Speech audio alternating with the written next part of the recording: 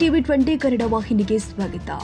5-6 ದಿನಗಳಿಂದ ನಾಪತ್ತೆಯಾಗಿ ಹುಡುಕಾಟದ ಬಳಿಕ ಮೃತದೇಹವಾಗಿ ಪತ್ತೆಯಾದ ಕಡಬ ತಾಲೂಕಿನ ಬಿಳಿನೆಲೆ ಗ್ರಾಮದ ಮಂಗ್ಲಿಮಜಲು ನಿವಾಸಿ ಸಂದೀಪ್ ಗೌಡ ಎಂಬ ಯುವಕನನ್ನ ಆತನ ಸ್ನೇಹಿತನೇ ಕೊಲೆಗೈದು ಸುಟ್ಟು ಹಾಕಲು ಯತ್ನಿಸಿದ್ದಾನೆಂಬ ವಿಚಾರ ತಡವಾಗಿ ಬೆಳಕಿಗೆ ಬಂದಿದೆ.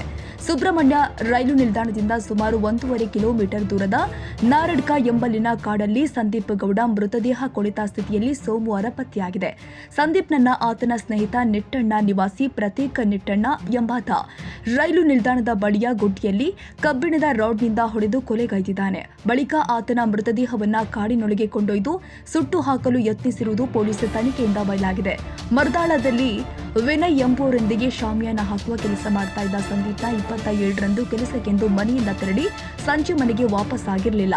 ಈ ಬಗ್ಗೆ ವಿನಯ್ರಲ್ಲಿ ಸಂದೀಪ್ ತಾಯಿ ವಿಚಾರಿಸಿದ್ದಾರೆ. ಆಗ ಸಂದೀಪ್ ಸ್ನೇಹಿತ ಪ್ರತೀಕ್ನೊಂದಿಗೆ ಆತನ ಕಾರಲ್ಲಿ ಹೋಗಿರುವುದಾಗಿ ತಿಳಿದು ಬಂದಿದೆ. ಆ ಬಳಿಕ ಹುಡುಕಿದ್ರೂ ಕೂಡ ಸಂದೀಪ್ ಸಿಕ್ಕಿರಲಿಲ್ಲ.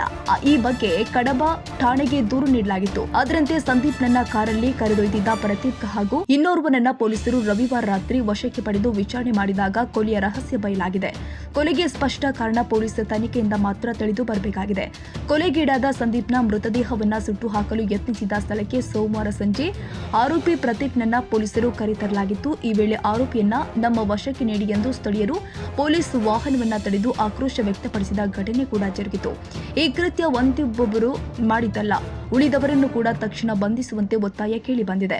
ಬಿಳಿನೆಲೆ ಭಾಗದಲ್ಲಿ ಗಾಂಜಾ ಮಾರಾಟ ಸಕ್ರಿಯವಾಗಿರುವ ಆರೋಪ ಕೇಳಿ ಬಂದಿತು. ಪ್ರಕರಣದ ಆರೋಪಿಗಳನ್ನ ರಕ್ಷಿಸುವ ನಿಟ್ಟಿನಲ್ಲಿ ರಾಜಕೀಯ ಒತ್ತಡವಿದೆ ಎಂಬ ಆರೋಪವೂ ಕೂಡ ಇದೆ ಎಂಬ ವಿಚಾರ ಬೆಳಕಿಗೆ ಬಂದಿದೆ. ಕನ್ನಡಿಗರ ಮೆಚ್ಚಿನ ನಿಮ್ಮ ಟಿವಿ20 ಕನ್ನಡ ವಾಹಿನಿ ಇದೀಗ ಟಿವಿಯಲ್ಲಿ ಲಭ್ಯ. ಕರ್ನಾಟಕ ಮತ್ತು ದೇಶ ವಿದೇಶದ 360 ಡಿಗ್ರಿ ಸುದ್ದಿ ವಿವರವನ್ನ ಪಡೆಯುವುದಕ್ಕೆ ಟಿವಿ20 ವಾಹಿನಿಯನ್ನು ಲೈಕ್ ಮಾಡಿ, ವಿಡಿಯೋಗಳನ್ನು ಶೇರ್ ಮಾಡಿ, ಕಮೆಂಟ್ ಮಾಡಿ, ಸಬ್ಸ್ಕ್ರೈಬ್ ಮಾಡಿ.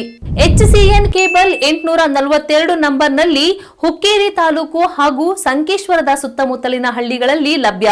PCN ಕೇಬಲ್ 129 ನಂಬರ್ನಲ್ಲಿ ಹಾರುಗೆರೆ ಸುತ್ತಮುತ್ತಲಿನ ಹಳ್ಳಿಗಳಲ್ಲಿ ಲಭ್ಯ.